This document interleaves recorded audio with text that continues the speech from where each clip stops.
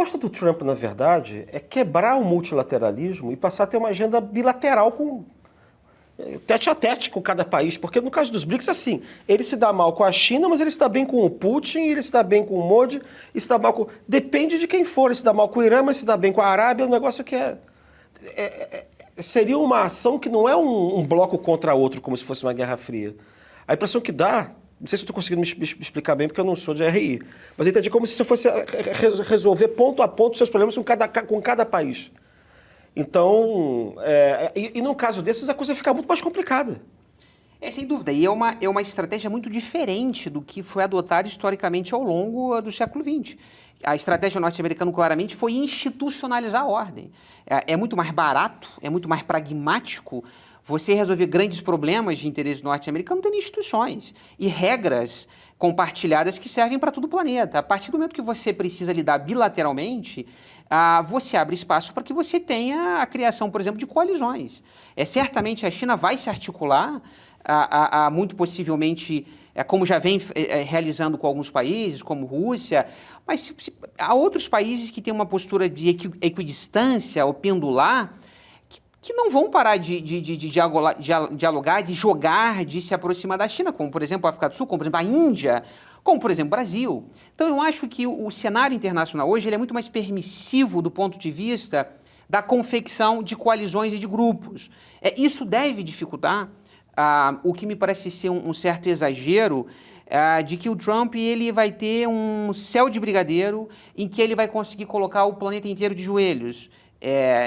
Eu acho que os Estados Unidos não estão em posição, embora continue sendo a grande potência, mas os Estados Unidos de hoje não são os Estados Unidos de 30 anos atrás. Mas o que é essa política protecionista americana e uma política de direita radical? Que reflexo isso pode ter no entorno? Enfim, nos países que estão, digamos, entre a China e os Estados Unidos. Eu estou pensando na gente, evidentemente. Mas como é que vai ser? Esses países vão ter que fazer o quê? A gente vai entrar numa guerra comercial? Porque se eles fizerem isso com a gente provavelmente vai ter que também aumentar as tarifas dos produtos americanos. E se a gente aumenta a tarifa dos produtos americanos, a gente também cria um sistema mais protecionista. E a impressão que eu tenho é que os países vão ter que começar a se remplir sur eux-mêmes. Mas vão ter que também se virar para dentro de si mesmos, entende? Ou seja, também começar a aumentar o próprio Estado, você vai criar um ambiente internacional mais perigoso, você vai ter que revalorizar a figura dos militares, o Estado vai ter que também começar a intervir na economia. Não, se ele conseguir em alguns ou parte desses países que aliados populistas neoliberais assumam os governos. Porque, da ótica do Trump, o mundo ideal seria um mundo de populistas de direita neoliberais. Ou seja, que defendam livre comércio, que defendam menos estados, que defendam privatizações das suas principais companhias, que defendam um déficit, ou melhor, superávites, na medida em que os Estados Unidos estão fazendo exatamente o contrário. Ou seja, estão investindo em um Estado em expansão fiscal, e a política fiscal norte-americana é mesmo. Veja, os Estados Unidos atingiram 160% de endividamento do PIB, não é? Mas com uma diferença. Os norte-americanos conseguem se financiar repartindo essa conta com todo o planeta, porque o mundo é viciado em dólares. Cerca de 60% de todas as reservas mundiais ainda hoje são em dólares. Tudo bem, isso era 70% há 20 anos atrás, né? Mas ainda é um número bastante assustador, que mostra o quão dependente do ponto de vista comercial, de liquidez, de reservas cambiais dos Estados Unidos. Mas eu acho que sim, eu acho que no frigir dos ovos, esse choque que parece estar se desenhando comercial, não interessa a ninguém. Ao fim e ao cabo, não interessa a ninguém, porque você terá produtos mais caros, você terá inflação global, você terá aumento na taxa dos juros, e é um cenário que a administração Trump terá que dosar. Ele é muito conhecido, Christian, e você sabe isso melhor do que eu, de falar uma coisa e fazer outra, né? Ele já teve idas e vindas diversas vezes.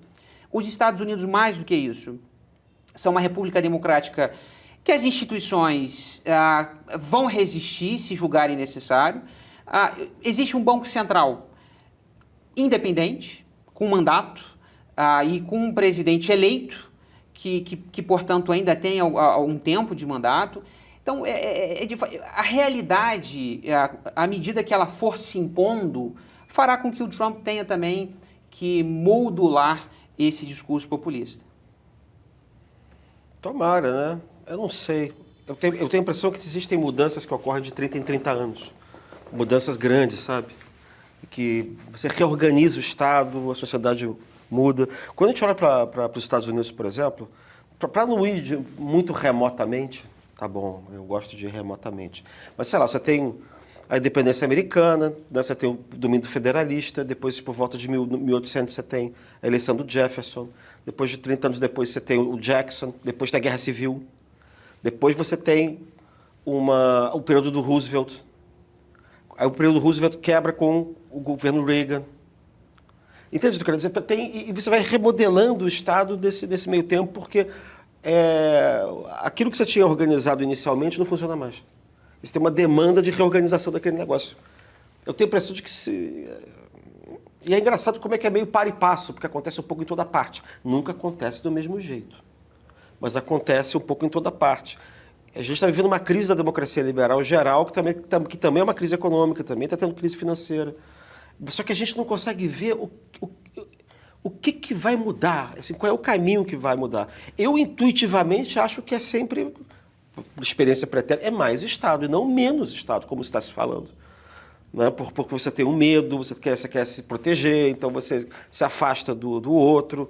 Né? Por isso que essa observação que você está fazendo, que na verdade a política do Trump ser levada a ferro e fogo vai trazer mais Estado e não menos Estado, como ele está dizendo, faz todo sentido. Mas eu também tenho a impressão de que isso vai acabar acontecendo em outros lugares, entendeu? Porque a gente está vivendo um mundo que a gente se sente num mundo meio anárquico, entendeu?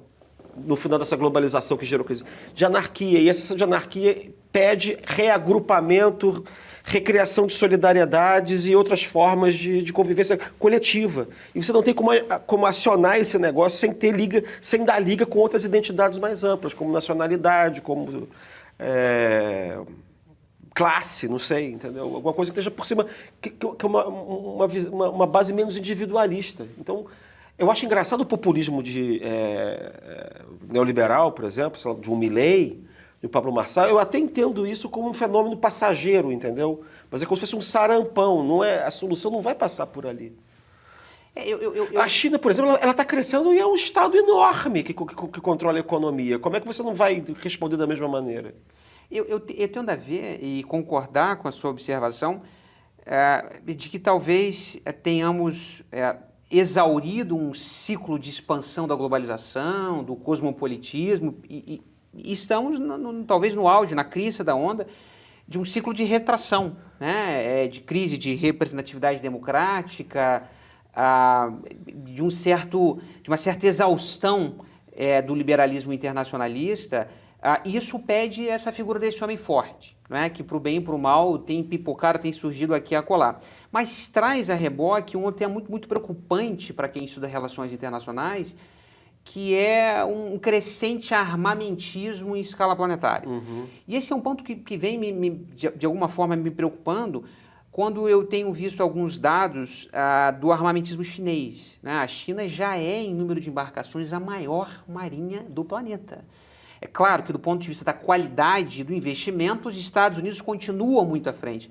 Mas há planos, por exemplo, da China de tentar igualar a capacidade bélica nuclear norte-americana nos próximos 10 anos. Se isso for interpretado, e possivelmente será com uma corrida armamentista, nós podemos estar muito próximo, enfim, de criar um mundo ainda com essa sensação de ainda mais insegurança. O que pioraria se você, de fato, tiver uma desconstrução das organizações internacionais, sobretudo da ONU, dos regimes internacionais, sobretudo os de meio ambiente. Mas, em alguma medida, nós precisamos pensar o seguinte, que o Trump vai para os 4 anos finais, de que não apenas serão os 4 anos finais, já que a Constituição norte-americana ela veda um terceiro mandato consecutivo ou não, mas as instituições, elas estão funcionando, elas funcionaram ao longo dos últimos 8 anos. Né? Então, eu sou muito menos pessimista com relação ao futuro da democracia norte-americana, ao futuro da democracia global. Eu acho que é um ciclo. Eu acho que, seja nos Estados Unidos, seja no Brasil mais do que nos Estados Unidos, eu acho que as instituições elas têm uma capacidade de resistir a eventuais assombramentos, achaques maior do que lá. Então, nesse ponto, eu sou um pouco mais otimista, mas, ao mesmo tempo, sou muito mais preocupado com relação a esse crescente armamentismo. Acho que os principais conflitos globais não serão resolvidos, diferentemente do que, enfim, muitos seguidores do Trump acham. Acho muito pouco provável que você vai encerrar os 3 grandes conflitos na humanidade hoje. Estamos falando de Ucrânia, estamos falando do conflito, se bem que acho que eu posso chamar de conflito Israel-Irã, e, sobretudo, do que não é um conflito, mas pode vir a ser, que é Taiwan. Acho que esses 3 casos, que serão os 3 grandes desafios junto da política comercial chinesa para o Trump, eu acho que o que ele vai fazer é empurrar para debaixo do tapete. Porque nenhum presidente, seja democrata, seja republicano, nos últimos 20 anos, resolveu o programa nuclear na Coreia do Norte, resolveu o programa nuclear no Irã, conseguiu, de alguma forma, resolver a questão de Taiwan, e o Oriente Médio continua, de alguma forma, de tempos em tempos, de crise em crise. Então, eu acho que eu sou pessimista com relação à capacidade do Trump e de qualquer presidente norte-americano de fato, equacionar esses conflitos. Isso nunca foi feito antes. Eu acho que... e se isso for feito, isso terá um custo muito alto. Pensemos, por exemplo, na Ucrânia, né? E eu encerro por aqui. Acredita-se que o Trump possa terminar com o conflito no primeiro dia de mandato. Essa é a promessa dele, não é? De que o conflito na Ucrânia se encerrará na sua posse. Mas de que forma? Por submissão total? Você vai integrar a Ucrânia aos russos? Enfim, não há meios exequíveis de você equacionar um conflito que se arrasta desde 2014 e que ele próprio, de alguma forma, tudo bem que a invasão foi em 2022, mas o conflito começou em 2014 e perpassou o mandato do governo Donald Trump. Enfim, eu acho que o cenário internacional, para encerrar essa minha fala, ele tenderá a ser mais conflitivo e um cenário internacional mais desafiador do que foi 4 anos atrás. Eu andei lendo também e achei curioso o seguinte: se não tem um elemento de bufonaria na atitude do Trump para o seu público interno. Sim. Que é uma coisa realmente populista. E se, na verdade, isso aí não é um convite que o Trump está fazendo ao Canadá, ao México e à China para participar de uma luta de telequete.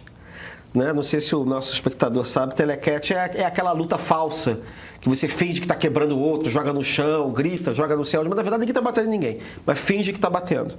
Né? Por que eu estou dizendo isso? Porque aparentemente as medidas que foram tomadas pelo Canadá e pelo México, quer dizer, o Trump está usando a política tarifária para fazer cena de política externa. Não, claro, isso tem um lado... Né? Porque aí ele ameaça, mas aí esse negócio de que o México e o Canadá cederam, né, todo mundo é obrigado a fazer alguma coisa, porque, quer dizer, política tarifária sempre foi uma medida econômica, mas ele está usando essas medidas de forma política, como se fosse mandar um porta-aviões aí para um lugar qualquer para intimidar.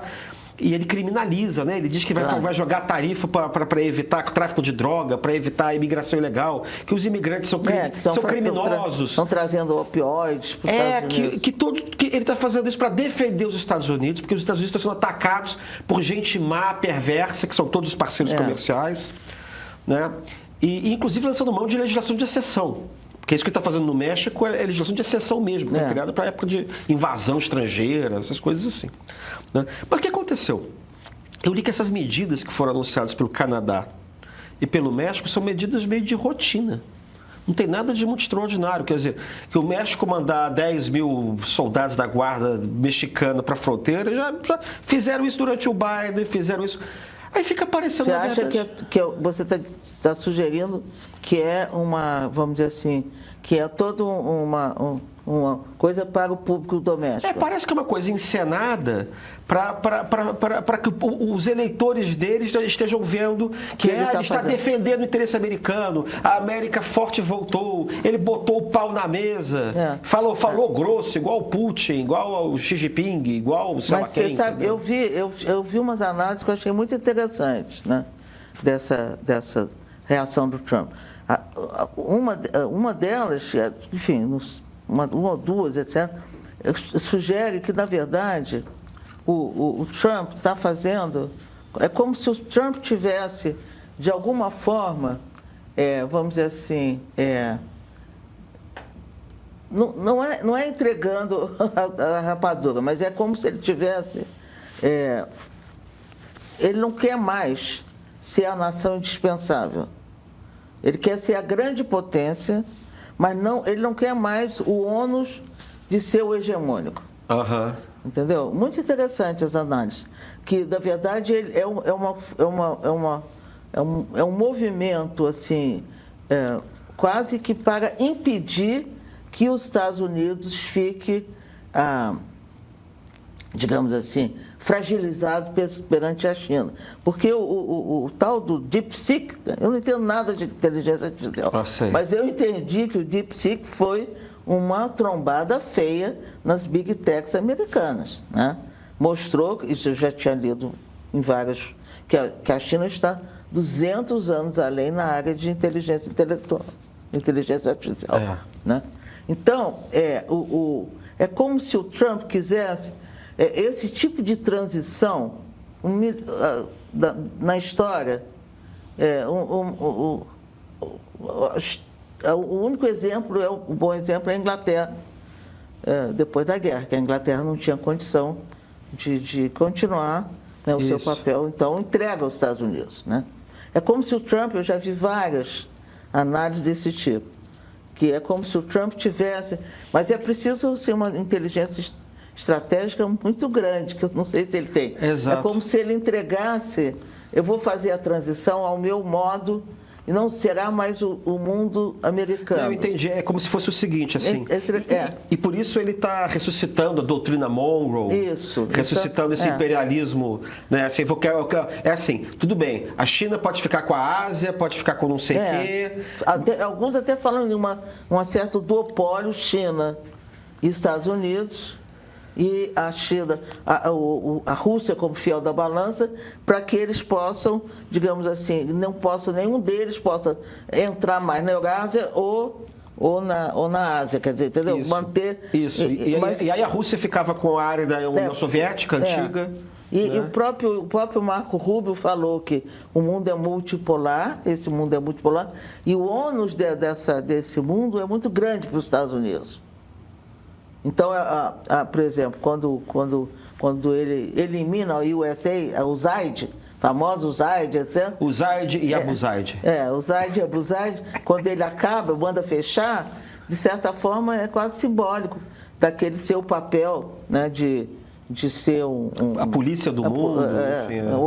Na verdade, era complemento da sua política externa. Uhum. Agora, eu acho que isso do ponto de vista histórico, eu não conheço, quer dizer, as teorias de transição de poder, nenhuma delas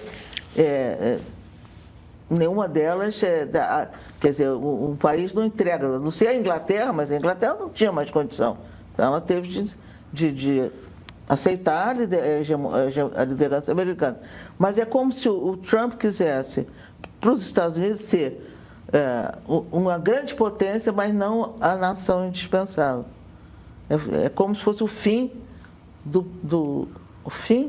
da ordem americana, não o fim dos Estados Unidos. Sim, claro. E aí ele vai ser mais unilateral, aí ele vai fazer o que ele quiser. Porque aí ele não tem nem a obrigação moral, política, etc., de manter essa ordem que ele próprio criou. Sim, é como se fosse uma espécie de tratado de Tordesilhas que divide o mundo entre China e Estados Unidos. Né? Porque o Trump sempre teve essa coisa, sempre me chamou a atenção, que a primeira coisa que ele rapidamente, ele ia contra a tradição da política americana de alguma forma, ter alguma responsabilidade sobre a ordem, a ordem baseada em regras. Né?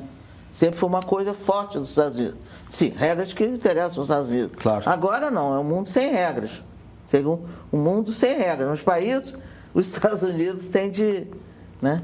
Ou seja, a gente meio que volta para um mundo em que os organismos internacionais não têm mais valor como foro, como foros, e aí você vai dividir o mundo mesmo, como se fosse uma divisão colonial ali, o Tratado de Berlim, um pedaço para cá, um pedaço para cá, um pedaço para lá.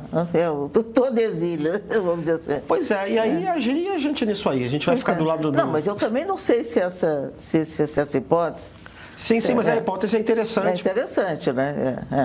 Pois é, aí eu acho que para o Brasil... E aí ele quer a Groenlândia, porque aí você precisa também mostrar claro, que assim, que você está abrindo mão disso ou daquilo, de tais e tais regiões, mas quem vai mandar nessa aqui, então sou eu e é meu. Claro. Não, pois é, porque aí você divide... Aí o Canadá é meu, a Groenlândia é minha. Por exemplo, a detente que a União Soviética e os Estados Unidos foi exatamente isso. Você não põe mais o pé aqui em Cuba, tira esses, e nós não pomos o pé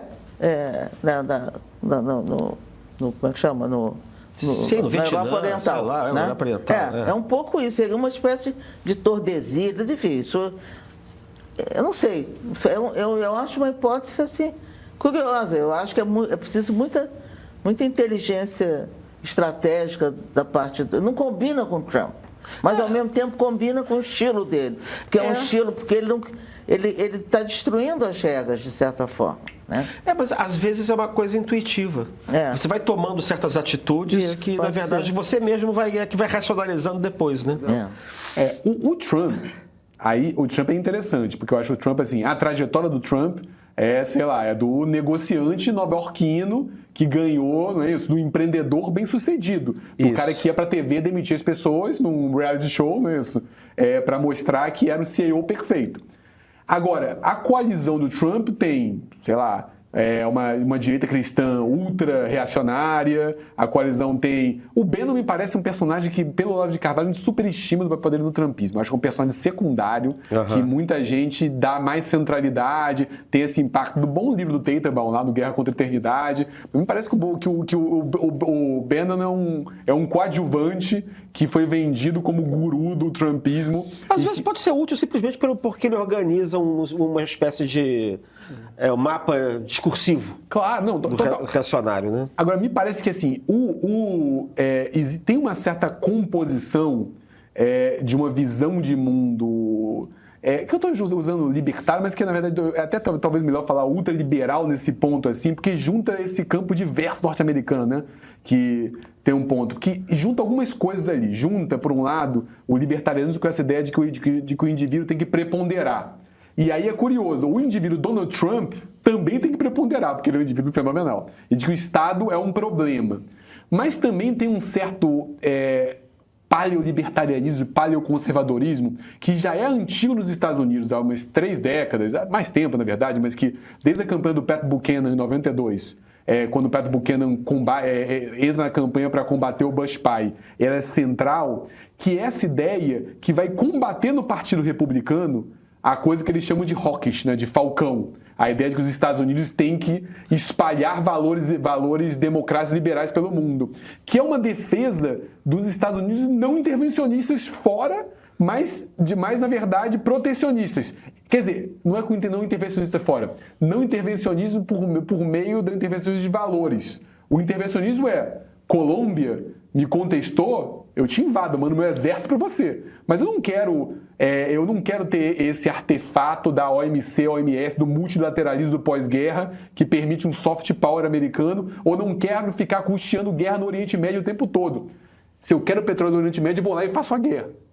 Que é essa composição que explica o Trump, né? O Trump, por um lado, ele vai defender mais Estado para ter uma base, por outro lado, ele critica qualquer tipo de gás social ou de redução de desigualdade, nessa tradição liberal norte-americana, né? Desse liberalismo de esquerda colocado lá presente. Então tem um primário do indivíduo e tem os Estados Unidos que não tem mais soft power, que tem porrete. Quer dizer, eles vão sair para impor, para dominar e não vão ter mais o padrão da política norte-americana que variava entre os neocons republicanos e os liberais democratas, que era um ponto de que uma política que, com um peso aqui ou não, que fazia os Estados Unidos, ou tinha o desejo de fazer os Estados Unidos, o grande poder hegemônico do mundo. O Trump, para ele, os Estados Unidos tem que ser hegemônico pela força, não pelo soft power. Sim, porque o multilateralismo que se fortalece na época da globalização, que você acha que o poder americano vai se espalhar pura e simplesmente por força da sua força econômica, ela não funciona.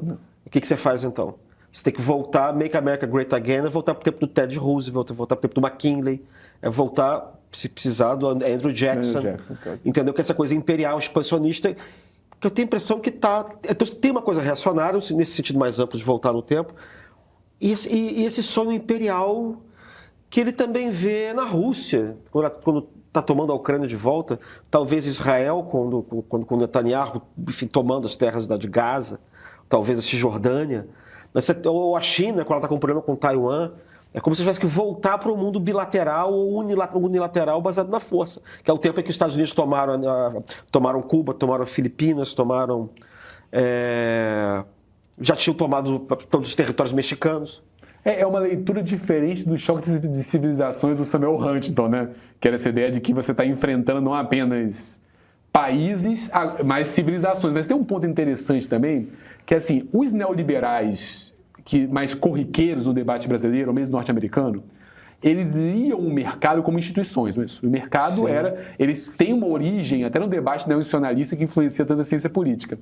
Me parece que os libertários e paralibertários não veem o mercado como instituição. Eles veem o mercado como composto de pessoas mesmo. Você está distinguindo neoliberal de libertariano. Né? Isso. Explique-se.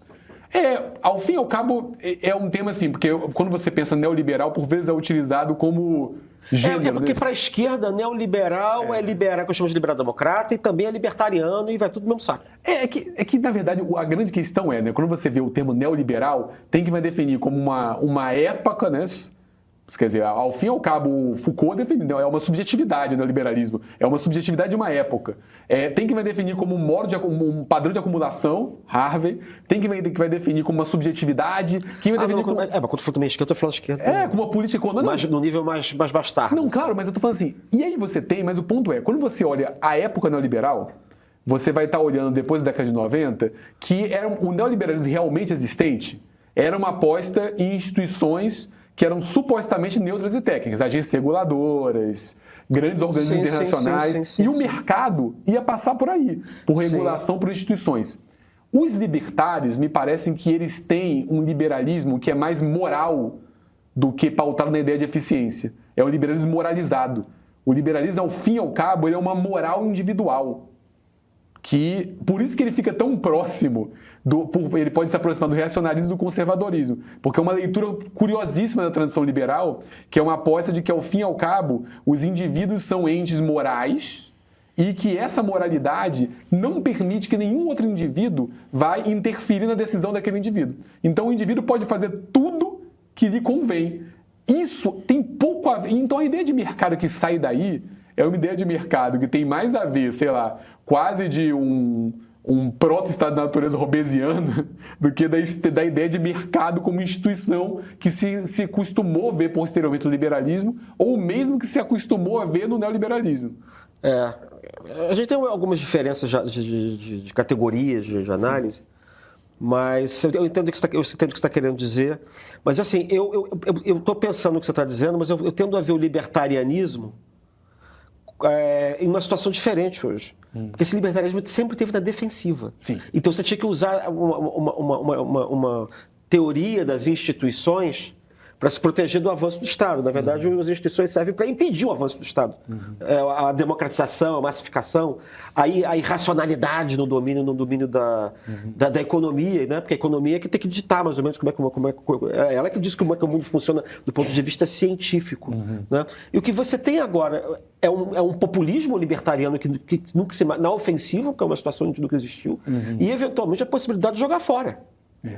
Você pode moralizar esse negócio e você pode jogar fora esse arcabouço todo que servia de defesa, na verdade, do ideal libertariano contra o avanço da esquerda.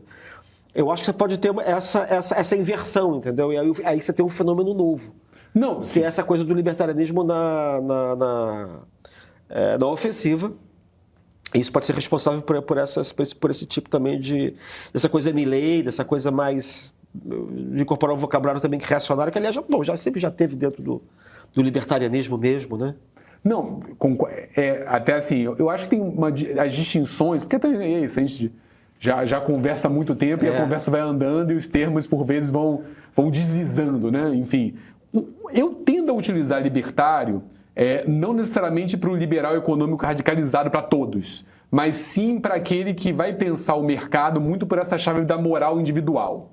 quem os liberais econômicos, mesmo aqueles que vão defender, digamos, uma técnica neutral no mercado e que vão defender algum tipo de instituição, eu já trato como neoliberal, eu já faço essa pequena distinção interna. Mas que algo... Mas para você o neoliberal é uma versão moderna do antigo. Sim. Sim. Moderna que você está querendo dizer simplesmente é um liberal antigo atualizado. Sim. Não é o libertariano. Né? Não, para mim, basicamente, e assim, se seguindo, não para mim, para mim o que acontece é, depois da crise de 29 e nos caminhos que o Conselho de Liberalismo vai se colocar, que vão até gerar libertário, todos esses debates norte-americanos, você tem alguns atores que vão defender o mercado como instituição e que vão defender uma linguagem técnica para construir o mercado. E daí vai estar gente do neonacionalismo, aí vai estar Milton Friedman, por exemplo, e aí vai estar um bando de gente. No Brasil, por exemplo, vai estar um Eugênio Goudin, em boa medida, nesse ponto. E você vai ter alguns atores que estão na escola austríaca e que vão bombar nos Estados Unidos e circular, que, na verdade, vão questionar esse vocabulário técnico da economia e da própria matemática e vão defender, na verdade, constituir quase como uma filosofia moral do mercado. Esses que eu chamo de libertários e, por vezes, de ultraliberais, quando eu quero incluir outros libertarianismos morais.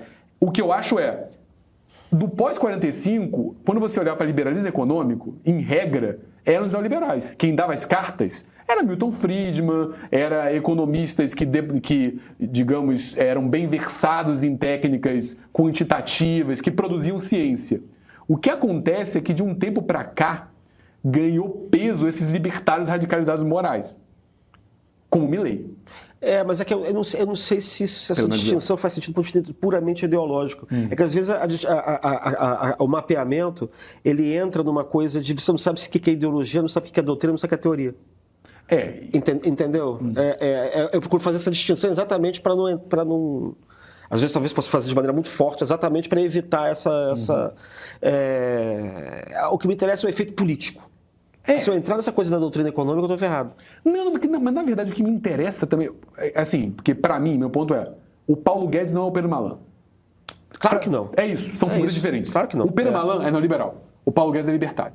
Eu já entendi o que você está falando de neoliberal. Entendeu? É o que eu chamo de liberal-democrata, para você acha que eu chamo de neoliberal. O Macri é neoliberal. E é por isso que eu estou abandonando agora essa expressão neoliberal para designar os libertarianos. Agora, acabei de me convencer. Eu já estava fazendo isso antes, eu estava mexendo no meu texto sobre o negócio de ideologia. Agora eu abandonei de vez porque neoliberal tem 3 ou 4 sentidos diferentes nos últimos 150 anos, entendeu? Então... O Macri, ele quer o quê? Ele quer menos Estado, menos direitos sociais, mas ele quer isso do ponto de vista da economia e da eficiência. O Milley, ele vai declarar e falar, olha, eu sou minarquista, eu sou anarcocapitalista filosoficamente, quer dizer, para mim não tinha que ter Estado, mas eu sei que isso é impossível hoje, então eu sou minarquista, eu quero o menor Estado possível. Então isso que... Agora, o que me impressiona, e eu também estou preocupado com os efeitos políticos, é como esse tipo de gente próximo do Milley, próximo dos anarcocapitalistas, isso cresce. Pois é, isso cresce no Brasil, né? Pois é. Aí a gente tem uma questão sobre o Bolsonaro aqui que está colocada, se o Bolsonaro poderia ser o Trump dos trópicos, mas acho que essa pergunta também está respondido, né? Assim, mas alguma coisa que a gente pode derivar de interessante daí é a comparação, porque tem alguma coisa que mudou, porque quando a gente fala de história, a gente tem esses momentos de globalização e de reação à globalização. Assim, ela nunca interrompe a globalização, mas ela é uma espécie de reação, de retração. A coisa vai meio assim, né? Do ponto de vista histórico. Mas cada um dos momentos não é idêntico ao anterior, por óbvio, né? O que eu estou achando curioso é que, pelo tudo que acontece, digamos, desde a descoberta da América, quando você olha esses macrociclos, entendeu? A gente está entrando numa época de protecionismo, retorno do Estado, ressubmissão da economia à política. Daí não importa se não, mas isso também é bom para os empresários. Não interessa. O fato é que você acopla de novo. Sim. Você rompe essa história de que a economia existe por si própria, que ela se multiplica por si própria. O papel da política é ir atrás, recolhendo os restos ou pavimentando um pouco mais para cá, um pouco mais para lá. Não. É essa coisa que você tem que botar a política na frente. Né? Mas a gente está tendo ainda uma onda forte de libertarianismo. Que é uma coisa engraçada. A gente consegue entender isso no caso americano por causa de uma coisa inédita, que é o declínio a sensação de declínio dos Estados Unidos, então você vai criar as tarifas, vai passar a fazer guerra imperial através de tarifa. Mas você ainda tem popularidade grande do libertarianismo no Brasil e na Argentina. Nem se fala. O que você atribui isso? Porque quando a gente para e olha, o que foi? Foram os efeitos da última globalização? O mundo acabou de se tornar capitalista? Você generalizou um ethos capitalista nessas populações todas? A ideia do empreendedorismo, que você realmente não precisa de solidariedade, é uma coisa de rede social, ela acabou com essas solidariedades. O que aconteceu? Porque eu até consigo entender que o conservadorismo atual não seja o conservadorismo tradicional. Que seja desse ponto, libertarianismo e reacionarismo, né? Porque a social-democracia virou um establishment. Então você tem que desmontar esse establishment e não conservar o establishment, né? De alguma maneira, conservar, desse ponto de vista, não é o conservadorismo. Não, o conservadorismo estava na defensiva quando ele se montou daquele jeito. Para ir para a ofensiva, só sendo reacionário, né? O libertariano. O que se atribui a resistência dessa popularidade da fórmula libertariana ou libertária? E o que eu acho que, para mim, é importante marcar a coisa do libertarianismo é que eu acho que essas figuras libertárias propriamente ditas, elas tendem a explicitar uma certa preponderância da política sempre em relação à economia também. Que eu acho que a diferença do Milei do Mil Escavala para o Macri, se você pensar nas figuras anteriores da liberalismo argentino, como eu estou colocando, é que para o Milei, ao fim e ao cabo, não é só a eficiência que importa. Eu li a biografia do Milei, a autobiografia mais recente dele, e alguns textos dele, isso é muito interessante, assim, e isso gera uma percepção. O Milei não defende o fim do Estado argentino porque isso é mais eficiente. Ele defende o fim do Estado argentino porque o Estado, ele é moralmente desviado. Ele é um criminoso. Mesmo que as pessoas passem... mas as pessoas vão passar fome. Mas é melhor. É melhor que... Aí tem um spencerismo forte. Tem um darwinismo social. Olha, é melhor. Ao fim e ao cabo, o Estado é um mal, ele é um desvio moral. Então, acho que isso faz com que o libertário... Isso é um lado, né? Do outro lado, acho que tem o que você falou muito bem. Tem uma sociabilidade de acúmulo de práticas capitalistas não reguladas, de microempreendedores, que fazem com que as pessoas se identifiquem com essa narrativa do empreendedor glorioso, que foram, inclusive, por vezes fortalecidas pela própria esquerda. Quer dizer, quem criou o microempreendedor individual e institucionalizou isso no Brasil foi o PT. Claro. O MEI. Então, assim, isso não era uma coisa só da direita. E, por fim, um terceiro elemento que eu coloco quando a gente olha no caso brasileiro, isso é muito claro. Nós temos um acúmulo de narrativas reiteradas no debate público de crise e crítica ao Estado no pós-89. A população brasileira no pós-89 foi diariamente bombardeada com representações negativas do Estado, de lugares diversos, sobretudo à direita, mas também em parte pela esquerda. E isso gera efeitos. A população tem uma leitura, ela vai defender políticas públicas. Tanto que isso, para mim, por vezes resolve questões colocadas. Não, mas a população vai defender que tenha saúde. Pode defender saúde, mas quando coloca a ideia de Estado, a ideia de Estado é muitas vezes vinculada à ineficiência, à corrupção. Então, acho que são essas três coisas. Circulação de um discurso de moralização que ganhou, do ponto de vista repertório, sociabilidades que colam nesse discurso e que fazem ele uma ideologia útil, não é isso? Pragmaticamente útil, e uma narrativa muito forte crítica do Estado que faz com que as pessoas queiram outra coisa. Queiram empresa, queiram indivíduo, queiram a igreja, mas o Estado não, porque o Estado é corrupto. Não é à toa que nós somos atacados pelos dois lados, tá? A gente não joga em cima do muro. O meio preza pela liberdade. Liberdade para discordar, para ouvir direita e esquerda, para pensar diferentemente em meio a essa calcificação da polarização. O meio é lugar de conversa, é onde você se informa sobre política, economia, cultura, tecnologia e atualidades, ouvindo diferentes pontos de vista de gente que trabalha com fatos, com números, com análises qualificadas. Temos streaming com filmes que, não repetem o que está por aí e te fazem saber mais e pensar diferente. Nossa edição de sábado mergulha em debates atuais para você saber como opinar sem replicar discurso. O Meio Político é um conteúdo especial semanal para entender o cenário em Brasília e o que está rolando na política. Quem assina o Meio Premium Mais Cursos ainda tem acesso aos nossos cursos, com grandes nomes explicando política, história, inteligência artificial e muito mais. Vem conhecer o Meio Premium. Caso você não goste, o que eu duvido, o cancelamento é zero burocracia. Leia, assista, compreenda.